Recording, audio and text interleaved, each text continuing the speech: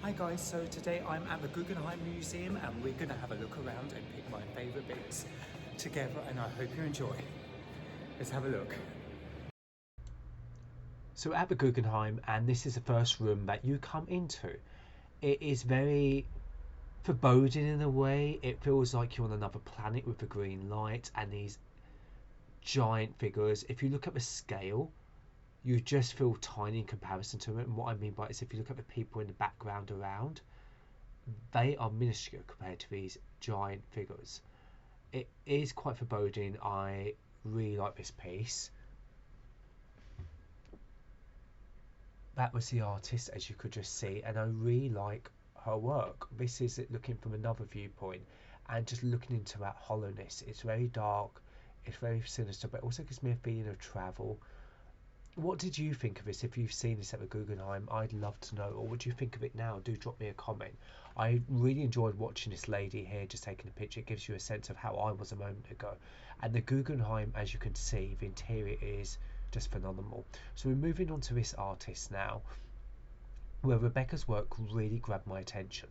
At first, I got kind of Samara Ring vibes, and I found it a little bit creepy, dare I say, and the human hair was something that I was drawn to. I had a feeling just to sit in front of it, almost like challenging the fear that I had, and then I was embraced by this red beaded pearl string in between the hair, which you can see now. That really grabbed my attention, and then I've kind of felt at peace with this figure. I didn't see it all of a sudden as foreboding, and I saw the hands with outreach, and it really I just had so many feelings. I still do about this one, and I really felt emotional to this one. I really connected with it. Moving on to Hank Willis Thomas, the next artist, the third one of my picks from the Guggenheim. This one was quite interesting because it was my partner who was with me who started taking a picture of Flash and read the actual description, which I've just showed you. And yeah, you need to actually take the picture with Flash to be able to actually see the benefit of it. There you go, that's what it looks like. So you look at it with Flash through your camera. It's a great way of playing with media that's already on you, and also a bit daring to actually use Flash in the actual gallery. When's the last time you've done that? You stand back, and this view that you can see the people slightly through, again, you can't see that in real life, but only looking through the lens of a camera. So I'm not sure how that's done.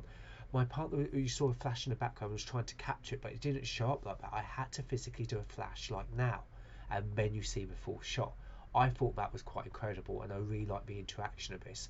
Moving on to this next piece by Doris. I really love this in real life. I wish it kind of captured as well on video. It doesn't, sadly. But to give you some description, this is a very, very wafer thin fabric that's almost ghost like. And those are very, very fine needles that you would use for beading on silk or something. And it almost gives a porcupine-esque Hellraiser, dare you touch it, those needles are going to stick into your skin.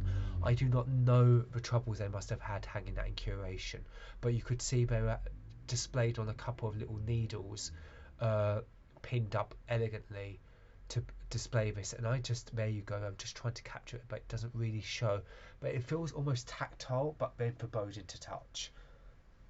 Again, this piece in the middle I was quite interested with because it was a camera that watches you, and also around the Guggenheim you can see the space as a whole. You can see other people's work, you can come up to it. This particular artist did grab my attention, how they was using hoodies and hijabs and mixed in with resin to make these forms, these ghost-like sculptures. I don't feel this is something I can speak personally on, but I feel it was very interesting to watch. And the major thing about this exhibition as a whole, I don't feel I've got the authority to be able to speak on a lot of these subject matters, but a way Kevin Beasley covered that there was really fantastic. We're moving on to this particular artist that I just shot there by Carrie, and I like the feeling of the repeat imagery, the boy in the hoodie being blurred, and it being more like social media and Instagram, and how overused an image can become. I did really enjoy that. Now, going into this room, this is going into a different section of the actual gallery, not to do with the same collection, but this was where they've done a colostomy thing, I think that's how you pronounce it, and they put the camera down somebody's throat and they projected that on the plate, the serving plate. So I found that one quite interesting. Now, this artist, this was captured Moulin Rouge vibes around Toulouse-Lautrec. It was a drunken haze the way I'm looking at the paint. It makes you feel like everything's a bit blurred vision. You can see the people talking to each other, dancing, the movement. It really plays with your head. And look, this is by Pablo Picasso. I am so happy to share this with you and some other Picasso pieces we're going to quickly look at, including this particular piece, which again is just not the way people would always interpret Picasso. There is many ways Picasso has worked, including sculpture.